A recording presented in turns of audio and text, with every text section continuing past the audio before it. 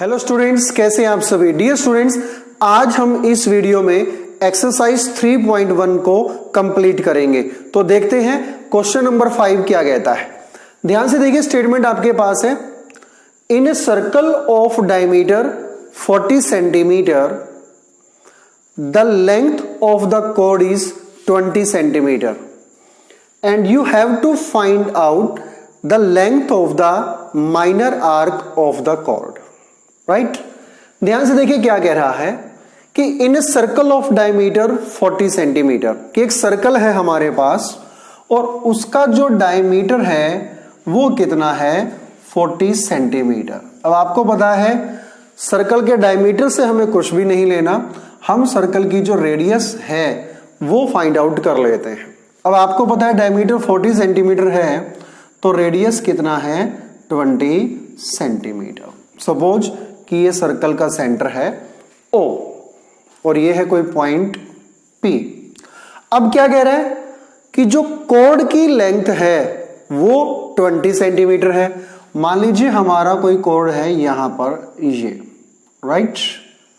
इस कॉर्ड का मैं नाम रख देता हूं PQ। क्लियर है। अब ध्यान से देखिए, OP रेडियस है, OQ भी क्या है, रेडियस है। आपको बताना क्या है, ये जो आर्क है PQ ये आपको बतानी है जो कि कॉर्ड की है, ठीक है। जो माइनर आर्क है, ध्यान से देखिएगा, माइनर आर्क, यहां से यहां तक ये माइनर आर्क है PQ और यहां से यहां तक लंबे रास्ते से होता हुआ ये क्या होगा, मेजर आर्क। लेकिन आपको जो लेंथ निकालनी है वो निकालनी है माइनर आर्क PQ की। अब ध्यान से देखिए स्टूडेंट, जो हमारा ये कॉर्ड है उसकी लेंथ कितनी है, 20 सेंटीमीटर। सर्कल की रेडियस कितनी है, 20 सेंटीमीटर। तो अगर हम गौर से देखें तो जो ट्रायंगल हमारे पास OPQ है उसकी तीनों साइड 20 सेंटीमीटर की है।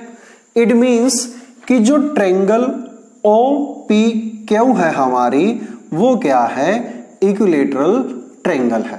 इक्विलैटरल ट्रायंगल का मतलब क्या होता है, जिसकी तीनों साइड बराबर होती है, या फिर यूं कहें तीनों साइड्स के साथ साथ तीनों एंगल भी बराबर होते हैं। तो इक्विलैटरल ट्रायंगल के जो तीनों एंगल है यहां पर वो इक्वल होंगे।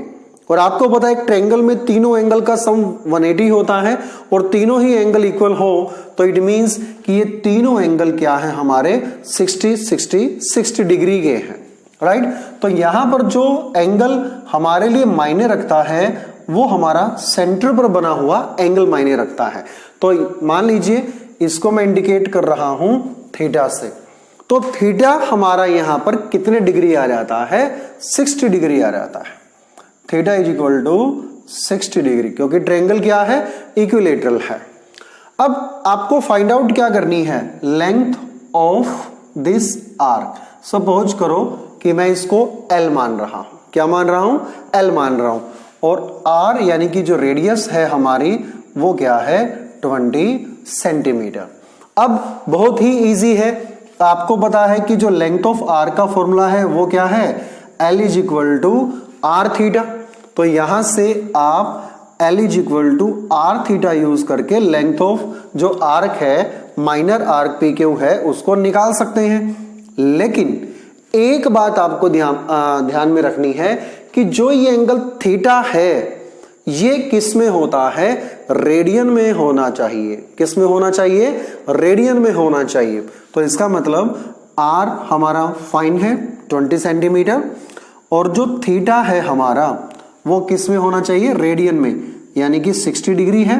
अब डिग्री को रेडियन में बदलने के लिए हम क्या करते हैं, पाई बाय 180 से मल्टीप्लाई कर देते हैं, राइट। पाई बाय 180 से मल्टीप्लाई कर देते हैं। ध्यान रखें ये जो एंगल है हमारा वो किस में होना चाहिए, रेडियन में होना चाहिए, राइट।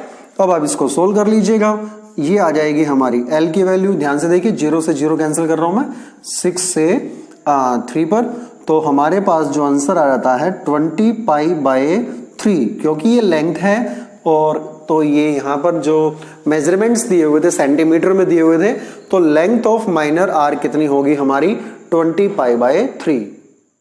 नेक्स्ट क्वेश्चन नंबर 6 देखिए स्टूडेंट्स क्या कह रहे हैं, if in to circles arcs of equal length subtend angle 60 degree and 75 degree at the centre, find the ratio of their radii.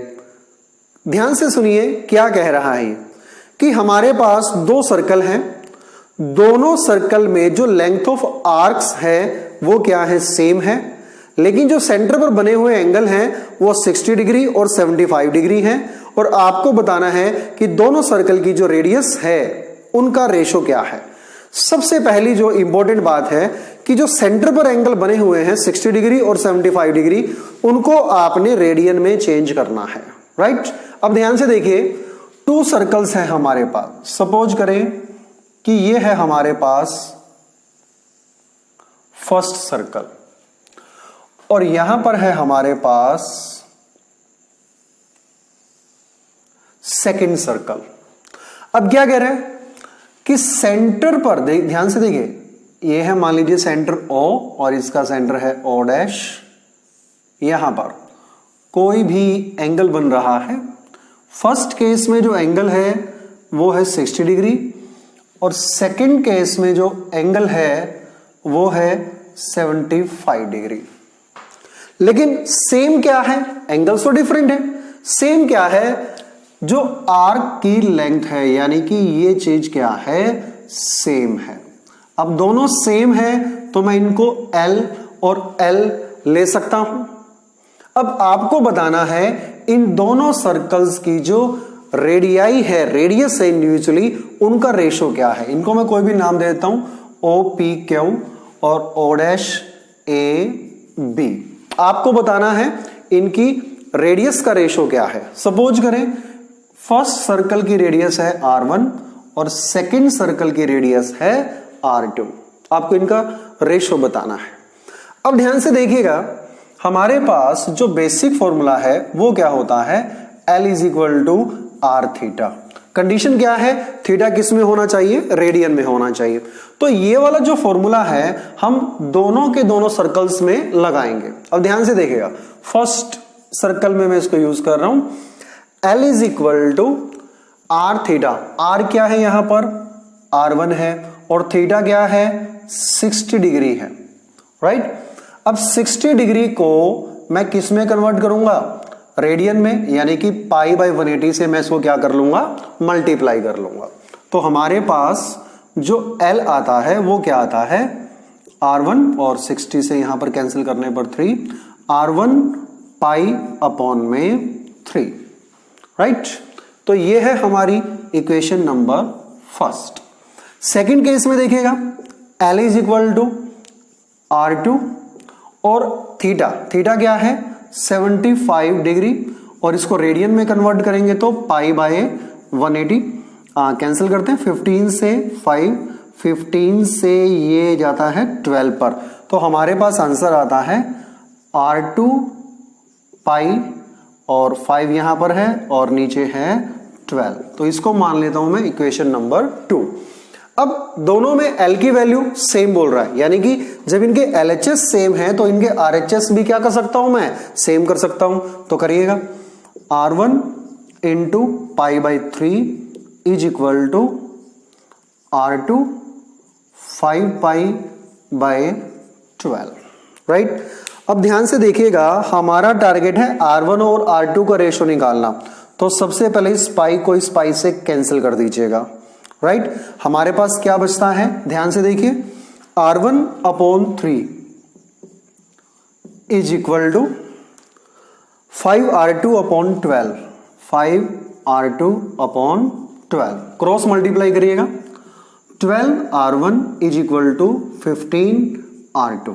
R2 को इधर ले आइएगा, R1/R2 = 15/12 और 3 से इसको कैंसिल करिएगा, 5/4, यानी कि जो R1 रेशो R2 है हमारा वो क्या हो जाएगा, 5/4, और जो कि हमारा आंसर होगा। नेक्स्ट देखिए स्टूडेंट्स, क्वेश्चन नंबर 7 क्या कहता है, find the angle in radian through which a pendulum swings if its length is 75 centimetre and the tip describe an arc of length. फिर आगे इसके 3 पार्ट्स हैं। फर्स्ट पार्ट में 10 सेंटीमीटर, सेकेंड में 15 और 21। ध्यान से देखिए, सबसे पहले जो हमारे पास 75 दिया हुआ है, अगर हम ध्यान से देखें जो स्विंग की जो इसकी लेंथ है वो क्या हो जाएगी, रेडियस हो जाएगी। तो ये तो फिक्स है, radius is equal to 75 centimetre. उसके बाद जो लेंथ है, आर्क लेंथ है, वो कितनी दी हुई है, ध्यान से देखिए। फर्स्ट केस में 10 सेंटीमीटर, सेकेंड केस में 15 सेंटीमीटर और थर्ड केस में 21 सेंटीमीटर। तो फर्स्ट केस में हम लेते हैं L is equal to 10 centimetre. हमें निकालना क्या है, थीटा निकालना है, हमें रेडियन में निकालना है। तो थीटा का जो फॉर्मूला होता है हमारा, वो क्या होता है, L बाई आर। अब ध्यान से देखिएगा, L कितना है 10, R कितना है 75, 5 से कैंसिल करेगा 2, 5 से 15, यानी कि जो हमारा थीटा आ जाएगा वो क्या आ जाएगा 2/50 रेडियन। तो ये तो हो गया हमारा फर्स्ट पार्ट।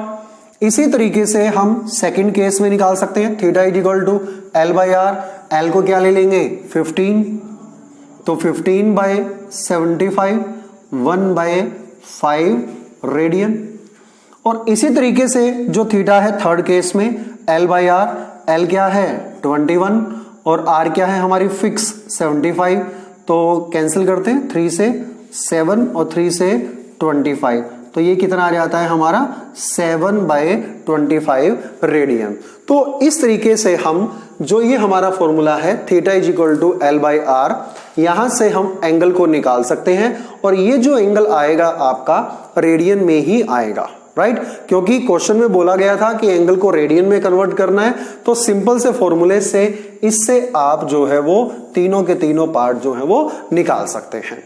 ओके स्टूडेंट्स, तो आज की वीडियो में हमने एनसीईआरटी क्लास 11th मैथ्स की एक्सरसाइज 3.1 को कंप्लीट कर लिया है। इसके बाद की जो वीडियो रहेगी वो एक्सरसाइज 3.2 की जो बेसिक कंसेप्ट्स की वीडियो है वो रहेगी और वो काफी इंपॉर्टेंट होने वाली है। वन मोर रिक्वेस्ट कि अगर आप मेरे यूट्यूब चैनल पर नए हैं तो प्लीज मेरे यूट्यूब चैनल को सब्सक्राइब करें, और अगर आपका कोई फ्रेंड या रिलेटिव ऐसा है जो 11th स्टैंडर्ड में पढ़ रहा है, चाहे वो सीबीएसई बोर्ड में हो या किसी भी स्टेट बोर्ड में हो, तो मेरी ये वीडियो प्लीज उस नीडी हेल्प जो स्टूडेंट है उस तक जरूर पहुंचाएं, ताकि मैं उसकी किसी ना किसी तरीके से हेल्प कर सकूं। धन्यवाद।